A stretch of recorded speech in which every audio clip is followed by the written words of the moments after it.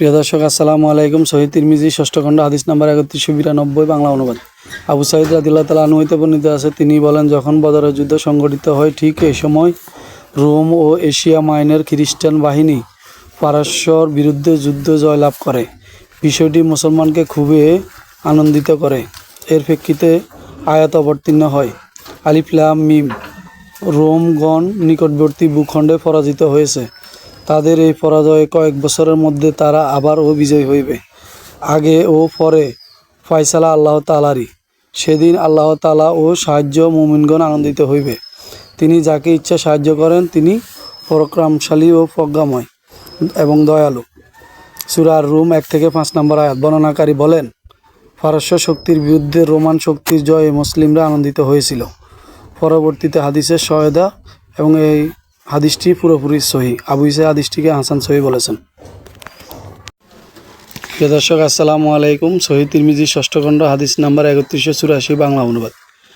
আয়েশা রাদিয়াল্লাহু তাআলা আনহা কর্তৃক বর্ণিত, তিনি বলেন, তোমার আত্মীয় স্বজনদের সতর্ক করো। সূরা শুআরা 224 নম্বর আয়াত।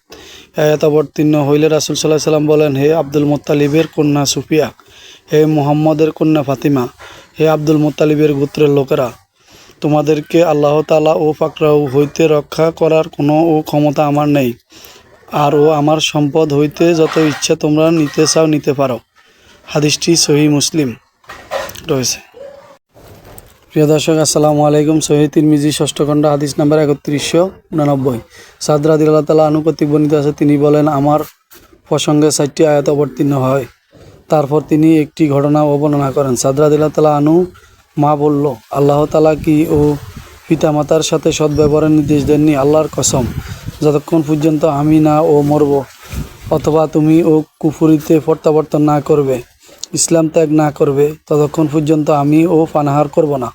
বর্ণনাকারী বলেন, লোকেরা তাকে আহার করাইতে চাইলে কাঠ দিয়ে তার মুখ ও ফাঁক করে তাকে আহার করাইত।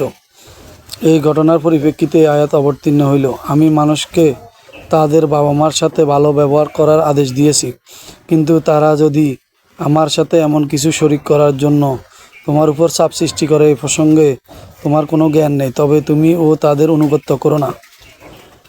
আমার নিকট তোমার প্রত্যাবর্তন হইবে। পার্থিব জীবনে তোমরা যা করেছিলে তখন আমি ও তোমাদের তা জানিয়ে দিব। সূরা আল আনকাবুত 8 নম্বর আয়াত। হাদিসটি সহিহ মুসলিমের 7ম খণ্ডে 125 ও 126 নম্বরে রয়েছে। প্রিয় দর্শক, আসসালামু আলাইকুম। সহিহ তিরমিজি ষষ্ঠ খণ্ড হাদিস নাম্বার 3188 বাংলা অনুবাদ। আবু হুরায়রা রাদিয়াল্লাহু তাআলা আনহু কর্তৃক বর্ণিত আছে, তিনি বলেন, রাসূল সাল্লাল্লাহু আলাইহি সাল্লাম তার চাচাকে বললেন, আপনি লা ইলাহা ইল্লাল্লাহ বলুন, আমি কিয়ামতের দিন এই কালেমা সাহায্যে আপনার পক্ষে সাক্ষী দিব। আবু তালিব বললেন, আমি এরূপ করলে কুরাইশরা আমাকে তিরস্কার করবে, এই বলে যে সেই মৃত্যুর ভয়ে কালিমা পাঠ করেছে এবং পূর্বপুরুষের ধর্ম ত্যাগ করে ইসলাম ধর্ম গ্রহণ করেছে। এভাবে দোষারোপ করার আশঙ্কা না থাকলে আমি তা অস্বীকার করে তোমার আঁখি বা চক্ষু শীতল করতাম।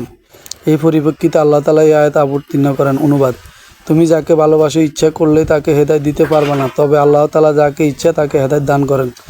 সূরা কাসাস 56 নম্বর আয়াত। হাদিসটি সহিহ মুসলিমের 1ম খণ্ডে 41 নম্বর হাদিসটি রয়েছে। প্রিয় দর্শক, আসসালামু আলাইকুম। সহিহ তিরমিজি ষষ্ঠ খণ্ড হাদিস নাম্বার 3186 বাংলা অনুবাদ। আবু মুসা আশআরী রাদিয়াল্লাহু তাআলা আনহু হতে বর্ণিত, ওনায় আনজির আশরি তাকাল আকরাবিন। সূরা শুআরা 214 নম্বর আয়াত অবতীর্ণ হইলে রাসূল সাল্লাল্লাহু আলাইহি ওয়াসাল্লাম তার হাতে 2 আঙ্গুল ও তার কানের মধ্যে স্থাপন করে উচ্চ কণ্ঠে বলেন, হে আবদে নাফের বংশের লোকেরা, হে সাহাবারা, প্রভাতকালের বিপদ। হাদিসটি হাসান সহিহ, বুখারীতে 4801 নম্বরে রয়েছে।